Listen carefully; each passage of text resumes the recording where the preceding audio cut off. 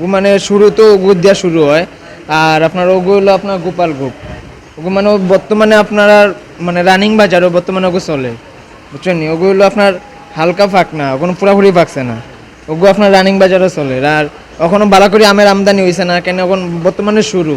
আর যে বৃষ্টি, এই আমদানির ভিতরে মানুষ আম খাইব কিলা, আর ব্যাপারীরা আমের গাছ থেকে মানে আম পারবো কিলা, পারিয়া কিলা বাজারও দিব।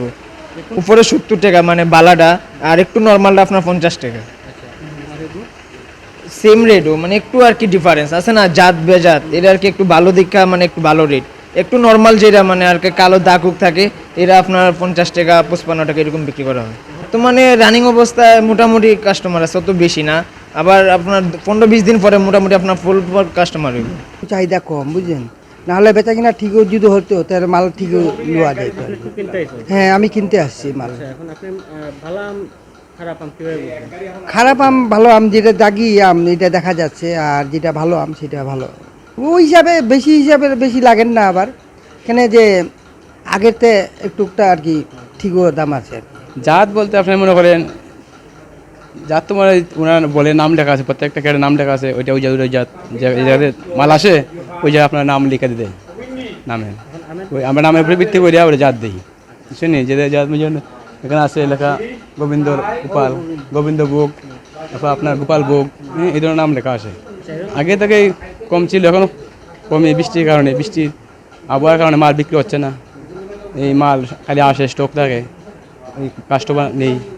মালের দাম যেটাই হোক বিক্রি করতে গিয়ে আর বেচা যায় না, কাস্টমার মাল নেয় না।